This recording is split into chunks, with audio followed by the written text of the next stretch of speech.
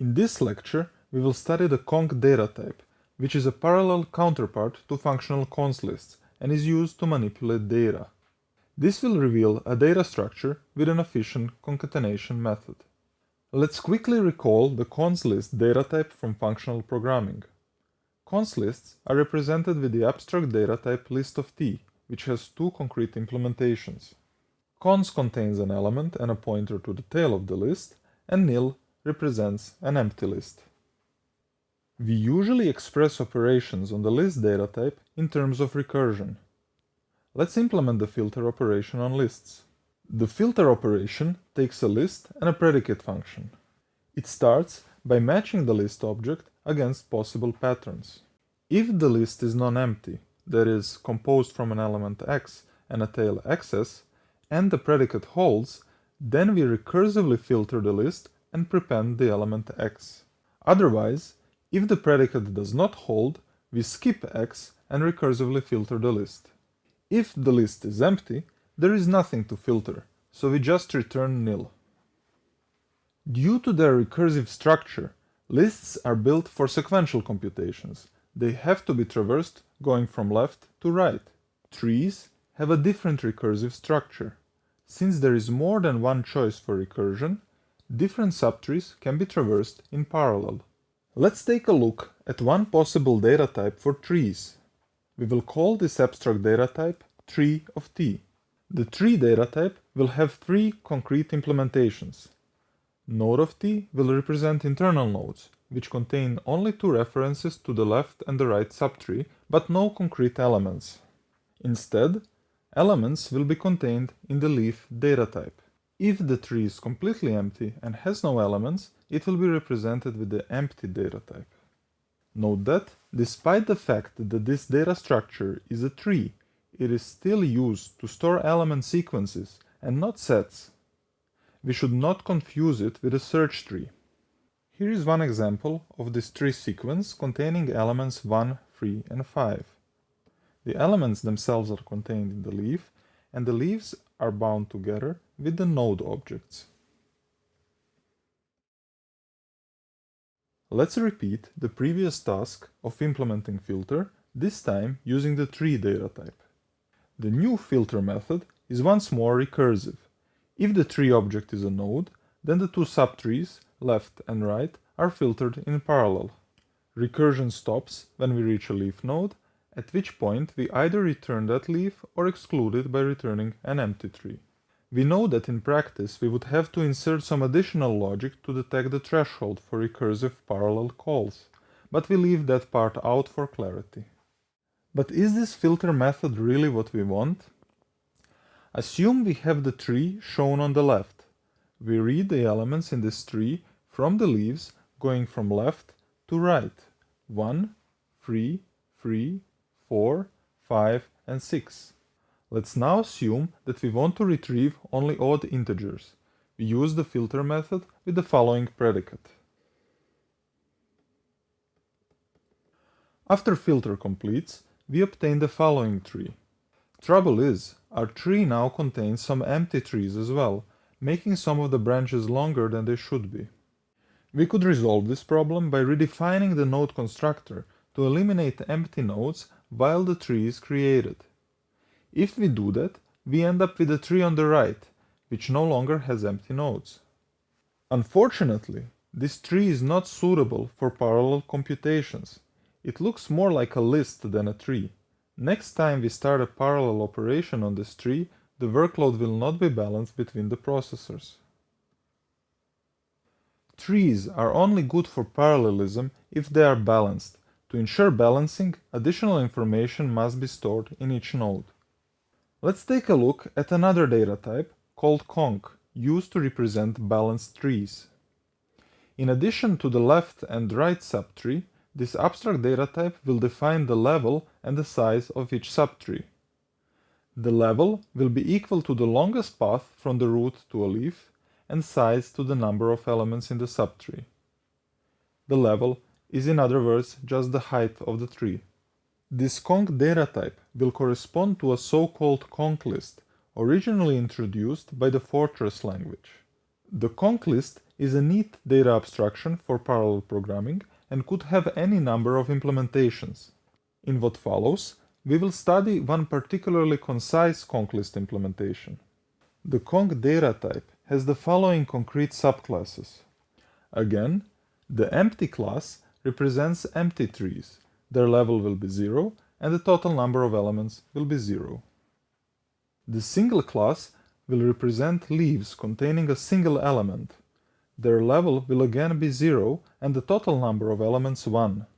Lastly, the conc class will represent inner nodes of the tree. We will represent conc lists with a small diamond, denoting the choice of going either left or right.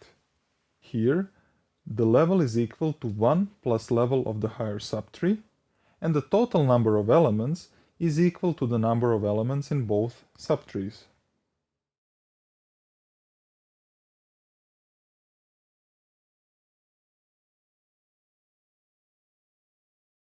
In addition, we will define two invariants on these data types. First, to guard against sparse trees with too many empty subtrees, we disallow inner nodes from pointing to empty trees altogether. The following tree will not be allowed. Second, to ensure that trees remain balanced, the level difference between the left and the right subtree of an inner node will always be 1 or less. So, by this invariant, the following tree is not allowed. Let's take a look at the level of the subtrees. The level of this subtree is 0. The level of this subtree is equal to 1. And finally, the level of this subtree is equal to 2. We can now see that the second invariant is broken at the root of the subtree because the difference in levels is greater than 1. However, this last tree is allowed. The height difference between any two subtrees is equal to 1 or less. Thanks to these invariants, a tree with n elements will always have a height that is bounded by log of n. As a consequence, all conc-tree operations will have the same logarithmic bound. We will use these invariants when implementing concatenation. In the spirit of the cons operator used to build functional lists, we will overload the conc constructor with a method with the same name. The conc method will be a member method on the conc data type and take another conc tree as an argument. This method will start by ensuring the first invariant. It will eliminate the empty trees and then delegate the real work to another method called concat. This concat method cannot always directly link two trees together by creating a conc node above them, as that would violate the height invariant. Instead, the concat method should reorganize the tree into something like this. This tree contains the same elements, but the nodes have been slightly differently arranged. So, the concat method must proceed case-wise. First, it must check if the tree height difference is maybe 1 or less. This case is shown in the following figures, when linking two trees with levels 2 and 1, or more generally, two trees with the appropriate depths. The code for this case is simple. We need to compute the difference in levels between the two trees, and if the absolute value of the difference is less than or equal to 1, we simply link the trees together. Note that the expression new conc just creates one node, that is, links the trees. It is different than calling the conc operator on two trees, which would also take care of rebalancing. Otherwise, if the height difference is not 1 or less, then without loss of generality, we assume that the left tree is higher than the right tree. If the left tree has some height d, then the right tree must have a height e which is less than or equal to d minus 2. We cannot link these trees directly, so we will first have to break XS into subtrees, recursively concatenate the rightmost subtree with ys, and then relink all the trees together. How exactly we will relink those trees together depends on the configuration of the left tree. In the first case, we will assume that the left tree is left-leaning, that is, its left subtree is deeper than its right subtree. In this case, we can recursively concatenate the right subtree, the resulting tree will increase in height by at most 1, and then relink the two trees. This is shown in the following 3 lines of the concat method. First, we concatenate the right subtree, and then we link the remaining trees together. So the recursive concat call and the instantiation of the new node correspond to the following. Now, let's consider the second case. The left tree xs is right-leaning. This time, we also decompose the right subtree of xs. The depths of the children of the right subtree can be d-2 and d-2, d-3 and d-2, or d-2 and d-3. In any of these cases, we recursively concatenate the rightmost child with ys. We are then left with 3 trees that we need to relink. If the result of recursive concatenation gives us a tree with height d-1, then we need to relink these left 2 trees before linking everything together. Otherwise, we first relink the right 2 trees, which results in a tree with a height at most d-1, and we then relink everything together. The code for case 2 is as shown. It concatenates the rightmost subtree with the right tree and then relinks the trees in a smart way. We will not explain every line in detail, but we invite you to study it more carefully if you are interested. So, having seen how tree concatenation works, here's a quiz for you. What is the asymptotic complexity of the conc method? So here are your options.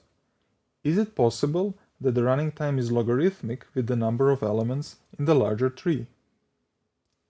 Alternatively, is the number of computational steps related to the height difference between the trees?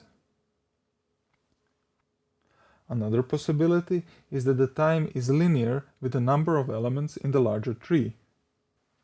And finally, could the running time be constant?